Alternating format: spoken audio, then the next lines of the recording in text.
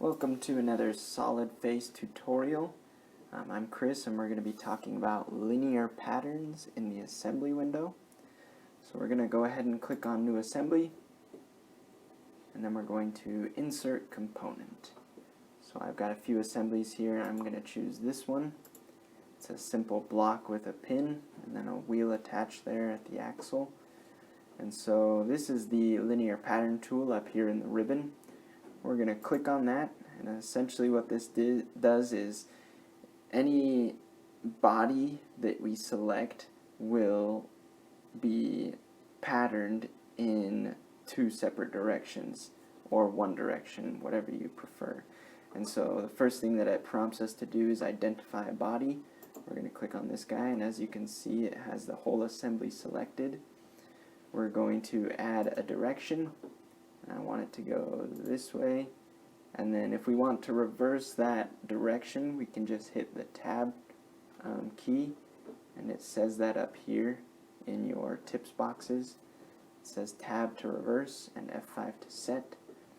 So we're going to choose a quantity of 2, and I'm going to set my distance to 150 millimeters. And then there are two options that it gives you here.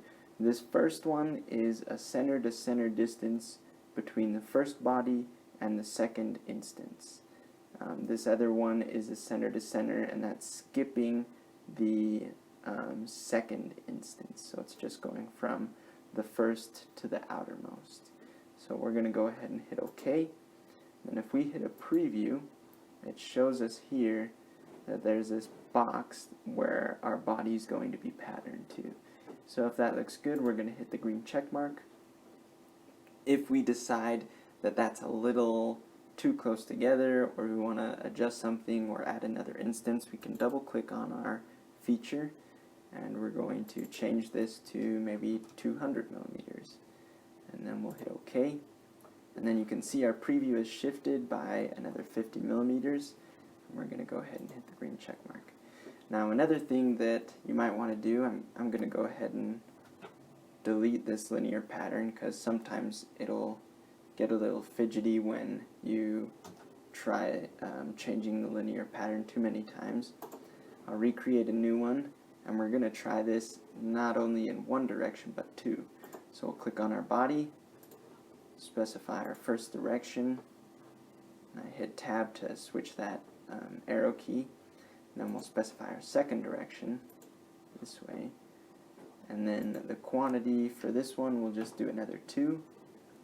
We'll do a distance of 150 millimeters.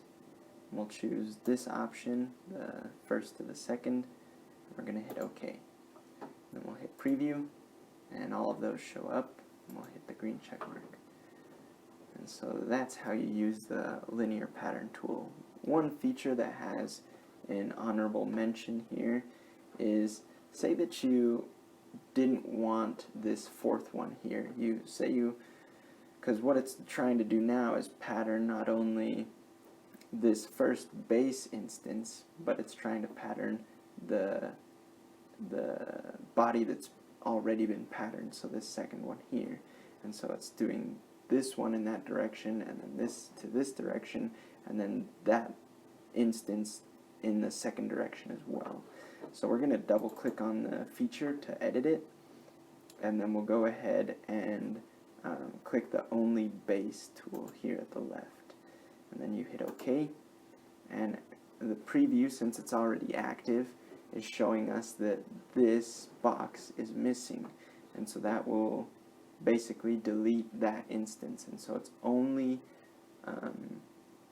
patterning the base body that we selected. And so that is the linear pattern tool in a nutshell. And thanks for watching, and we'll see you next time.